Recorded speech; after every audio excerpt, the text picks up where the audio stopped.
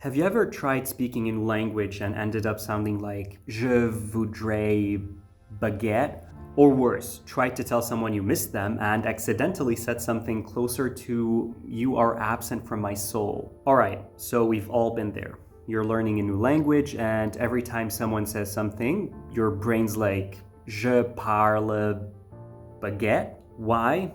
Because you're still thinking in your native language.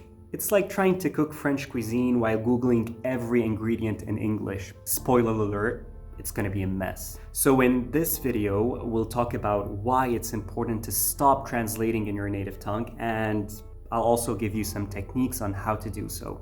Let's start with the whys. Reason number one, direct associations.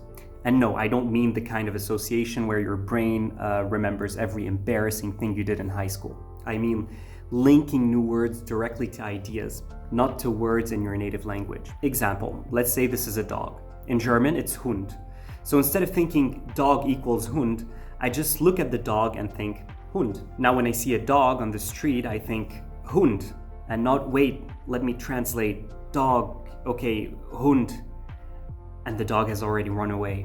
This habit helps create more natural thought processes in the language, allowing you to think more fluidly. Second, improves fluency and speed.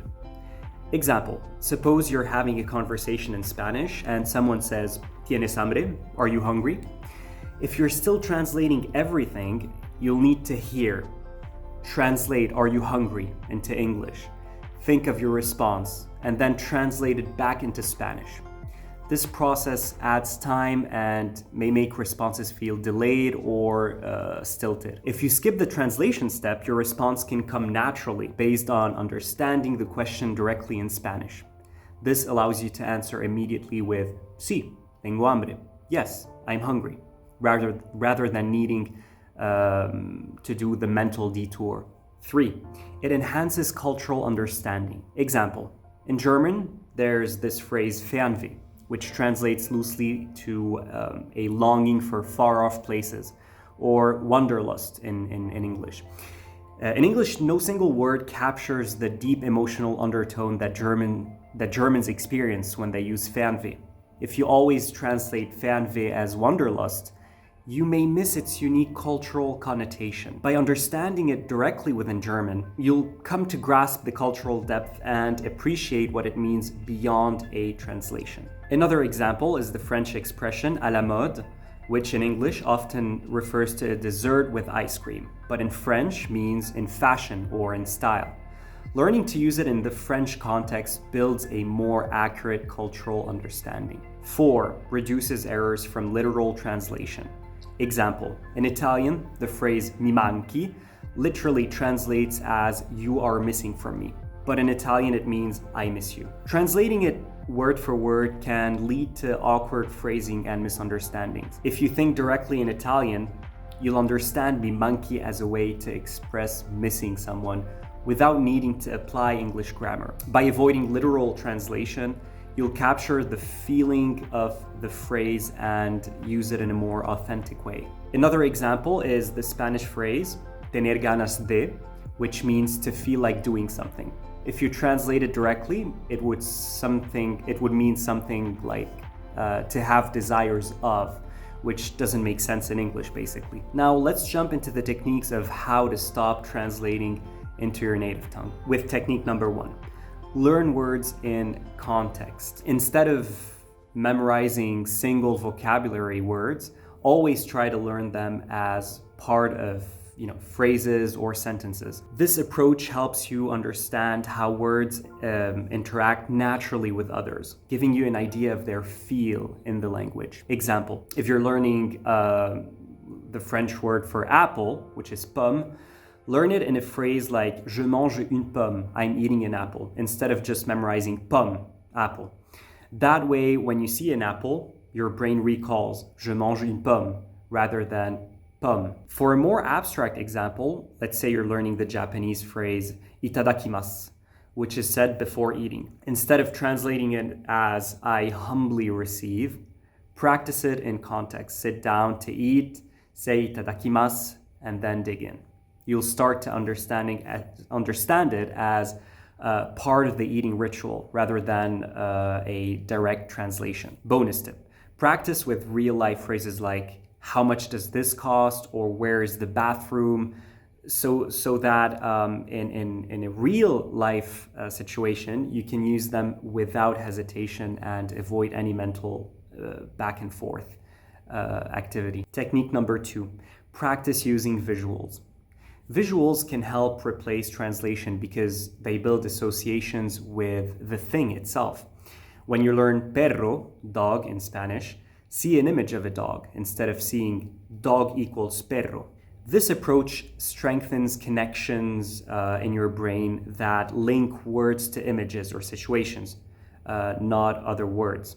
Example: use flashcards with images and no English translations. So for arancia in Italian, which is orange, you see a picture of an orange. When you see it enough, your mind jumps straight to arancia whenever you see the fruit itself. Another example: for verbs or actions, try watching videos without narration, where people are, say, correr, running, or ballare, dancing.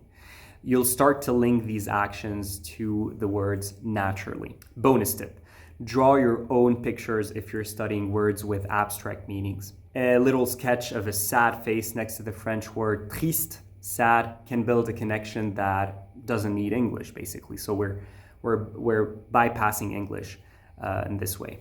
Technique number 3, immerse with monolingual resources. Full immersion can seem intimidating, but it's one of the best ways to learn how the language flows naturally.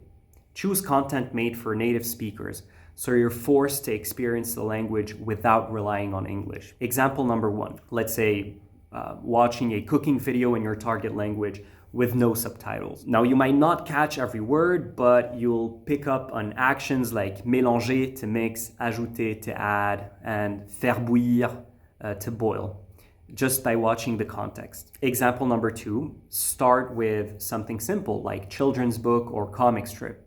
In German, reading a children's book about animals will introduce phrases like der Hund läuft, the dog runs, die Katze schläft, the cat sleeps, etc. You're picking up phrases without consciously translating each one. Bonus tip: change your social media language setting to your target language, or follow accounts that post in that language. Even reading a simple post like ciao a tutti, hello everyone, gets you practicing a little bit, like real phrases every single day. Technique number 4, think in the target language. One of the best ways to build fluency is to start thinking directly in the language, even for simple things. You're training your brain to respond without translating, basically. Example: when you wake up, think Guten Morgen, good morning, or Bonjour. You could even try narrating your routine.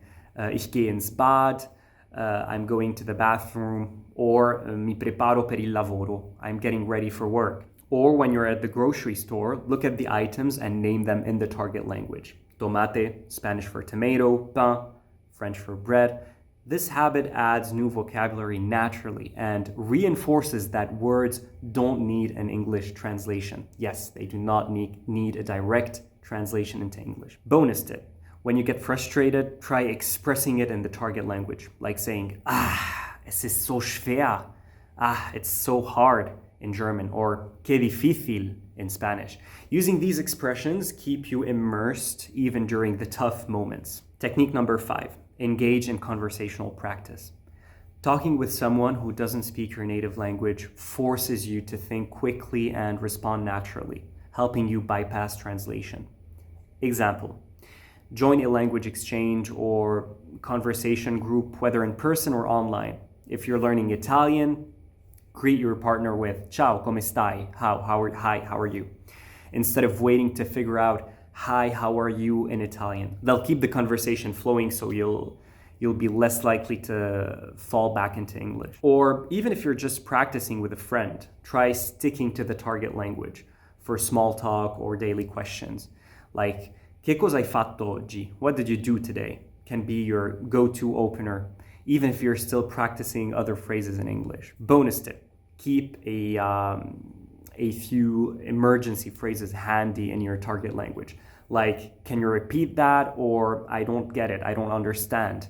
You'll stay in the conversation without switching back to your native language, even if you need a little help. Technique number 6, label items around you. Seeing words in the target language everywhere reinforces direct associations and helps you practice in real life. Example, you can place sticky notes on objects around your house. For instance, label your fridge with frigo, frigorifico in Italian, your door with porte, French, and your desk with Schreibtisch in German. Each time you see these items, try using the target word without thinking of its English counterpart. Another example could be, and you can take it further with verbs, like you can put phrases like ouvrir la porte, open the door on doors, or fermer le frigo, close the fridge on the fridge. This gives you like small contextual sentences and reinforces verbs, not just nouns.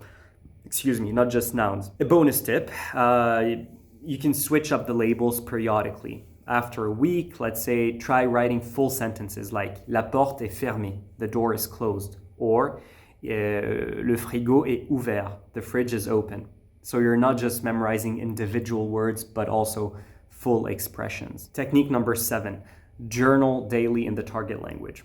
Writing down your thoughts builds fluency in expressing ideas directly in the language, which is incredibly helpful for a real conversation. Example, start with simple entries like aujourd'hui, j'ai mangé du pain.